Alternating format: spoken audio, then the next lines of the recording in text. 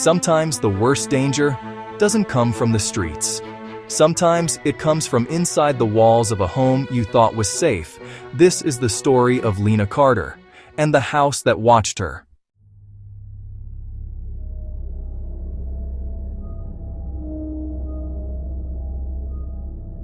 Lena Carter was tired. Tired of the city. Tired of noise. Tired of pretending she wasn't falling apart inside. So when she saw the ad on a local community board, room for rent, quiet neighborhood, no pets, females only, she didn't hesitate. It was perfect. Or so she thought.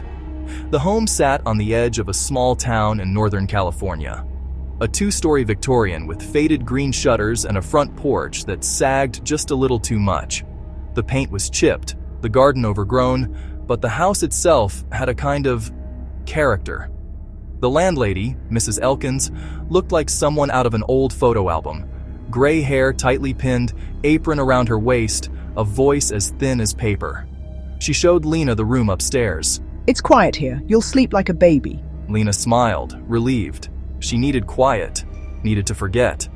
The room smelled like lavender and old dust. The wallpaper peeled at the corners. The bed was older than Lena, but it was clean and private. For the first few days, it was peaceful. Lena worked on her laptop by the window, drank tea in silence, took walks into town where no one knew her name. But then things began to change.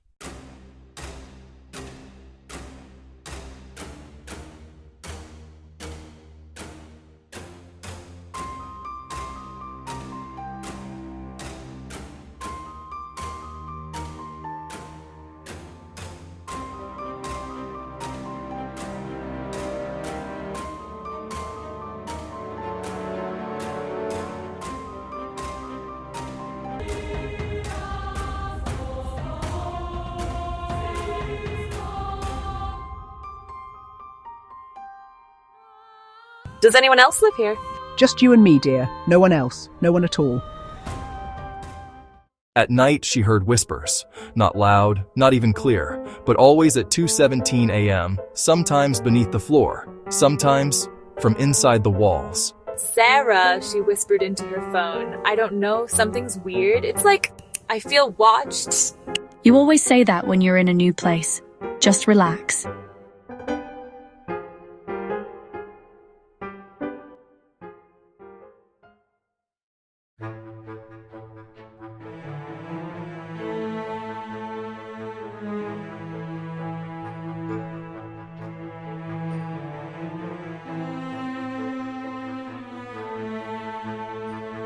At 2:17 a.m., like clockwork, there was a sound, the faint creak of a floorboard. Then, a shadow. Not a person, not a shape, just movement, like something was floating past her room, slow, watching, waiting. Lena didn't sleep that night, and when morning came, she found something taped to her door. A note, handwritten, no name, no greeting. Just 5 words. Don't trust the old woman. A loud bang hit the back door, the violent sound cracking the night's silence. Lena Carter dropped to the floor, a gasp escaping her lips. Her phone slid from her hand, its screen a lonely beacon on the dark floor, now too far to reach. She was cut off. She scrambled backward into the hallway's darkness, pressing herself against the wall, eyes fixed on the door. Frantic questions flooded her mind. Why is this happening? Why tonight? Why me? Another bang, harder this time, followed by a scraping sound, like metal on wood.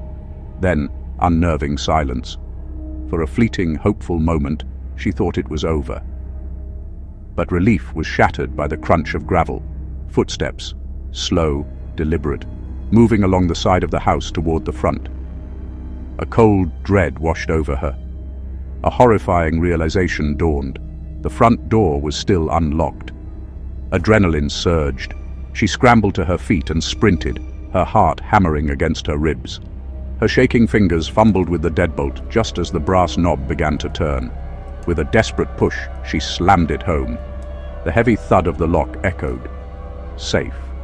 In time. She pressed her forehead against the cool wood, refusing to look out, not wanting to see the face behind the nightmare. Then a voice spoke from the other side, not angry or loud, but soft, chillingly calm. "I know you're in there, Lena Carter." "Open the door, Lena Carter." Her blood ran cold. The voice was distorted, metallic, yet held a chillingly familiar cadence. How did they know her name? 1,000 frantic thoughts crashed through her mind. This wasn't a mistake. She stumbled back from the door, nearly falling. She grabbed her phone. Jess had finally replied, "Call the cops now. I'm 20 mins away." 20 minutes. An eternity. But it was a lifeline.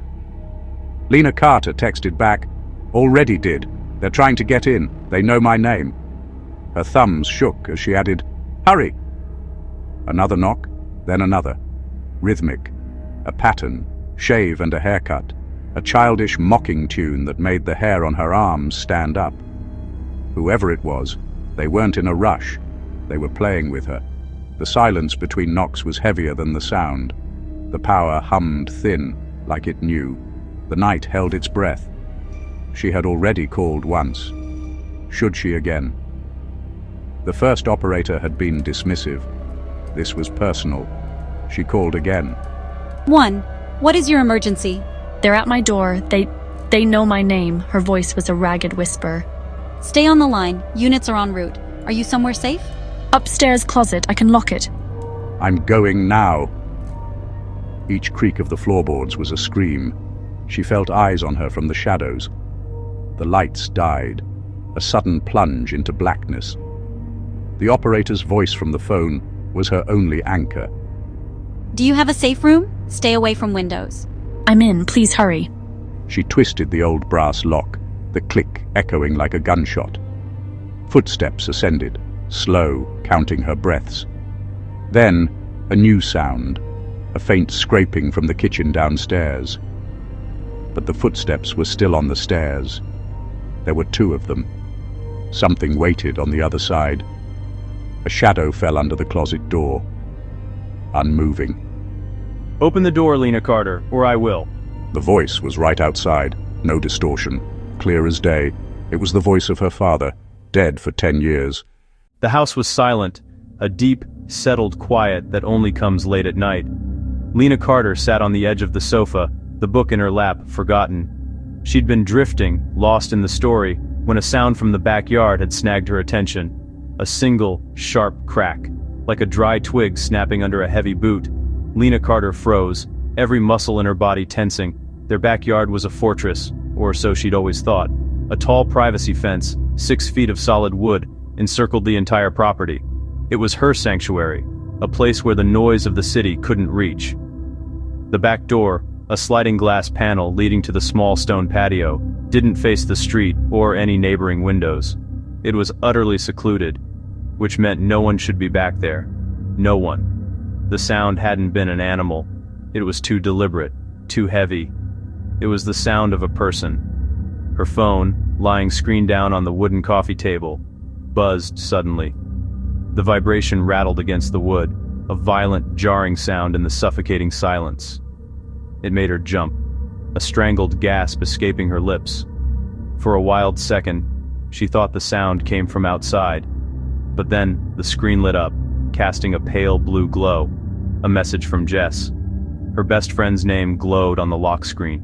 A beacon from another, safer world. "Still at dinner. You okay?" The question hung in the air. Was she okay? The answer was a scream trapped in her throat. But she couldn't type that. She couldn't shatter Jess's normal evening with her own terror. Lena Carter didn't reply. Her thumb hovered over the keyboard, trembling, before she pulled it back. Not yet. First, she had to know. She stood up again, her movements unnaturally slow, as if moving through water. Each muscle protested, tight with adrenaline. She placed one foot in front of the other, her bare toes curling against the cool hardwood. The floorboards, usually silent, seemed to groan under her weight, each faint creak an indictment. She moved slowly, carefully, her breath held tight in her chest. Her destination was the kitchen. It offered the only vantage point to the back door, the only way to confirm what her mind was screaming at her. The kitchen light was off, plunging the room into a cavern of shadows. But the sodium vapor streetlight from the alley behind the fence bled over the top, casting long skeletal shadows through the window above the sink. It wasn't much, just a pale, sickly orange glow, but it was enough. Through the vertical slats of the blinds on the sliding glass door, she could see a shadow. It wasn't a trick of the light, not a bush swaying in the wind.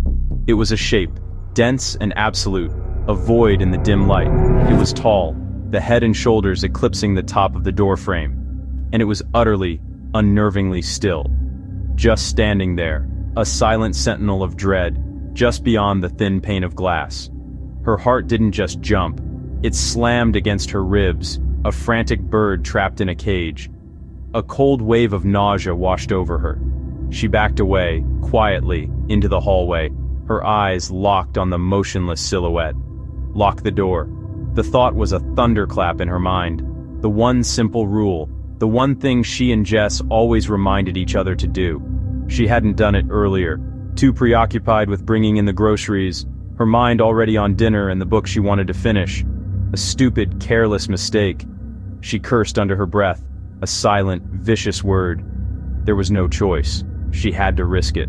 She crept forward again, her body a rigid line of tension. Her fingers, numb and trembling, reached for the deadbolt. She expected the figure to move, to lunge, but it remained still. Her fingertips brushed the cold metal. With excruciating slowness, she gently turned the lock. The mechanism slid into place with a soft, final. The sound was deafening in the silence, a gunshot announcing her presence. She held her breath, waiting. Then, the handle turned. A slow, deliberate depression of the metal lever. It was pressed down, then pulled. The door shuddered in its frame as the latch met the newly engaged bolt. A second tug, harder this time. The weather stripping groaned, but it didn't open. A beat of pure, unadulterated silence. The handle was still. The shadow hadn't moved. They knew she was there now. They knew she had locked the door. Someone was trying to get in. The reality of it was a physical blow. This wasn't a mistake, not a neighbor at the wrong house. This was intentional. This was hostile. Lena Carter's hands trembled so violently she could barely unlock her phone. She fumbled, her thumb slipping on the screen. She pulled up her messages with Jess. "Jess, someone's at the back door." Her fingers flew, clumsy but desperate. "I locked it. They tried to open it." She hit send, the blue bubble of flare sent into the darkness. She stared at the screen, praying for the 3 little dots to appear. Nothing. No reply yet. She couldn't wait. She swiped to her phone app, her finger hovering over the emergency call button. She pressed it. The call connected almost instantly.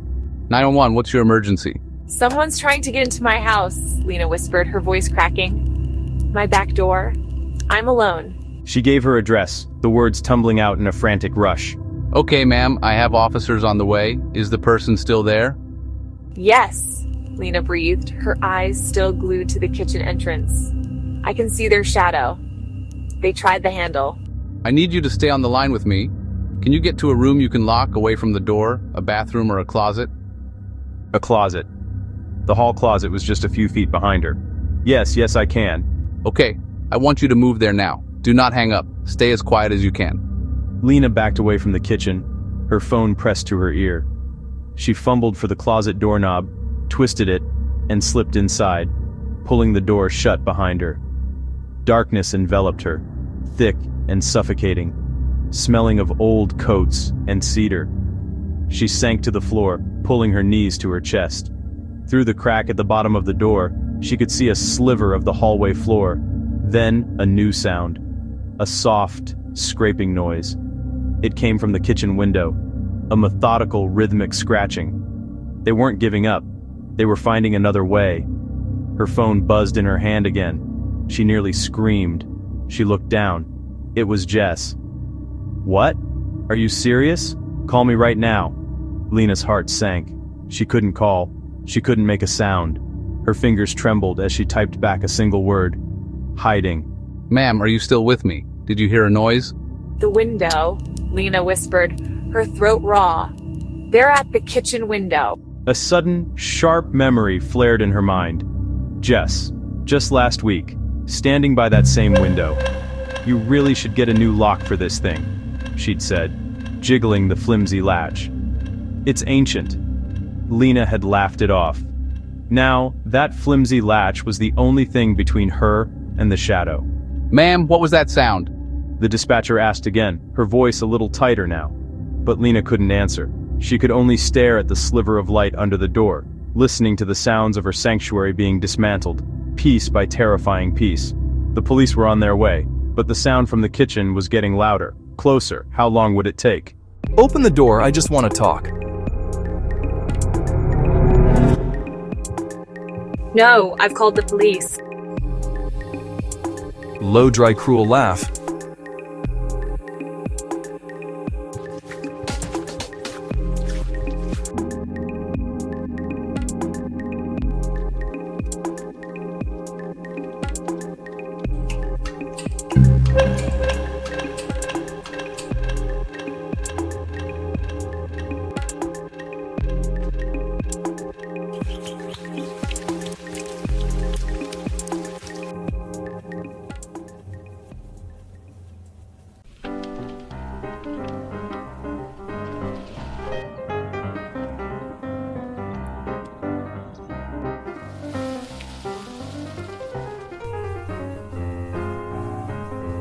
Never answer the door.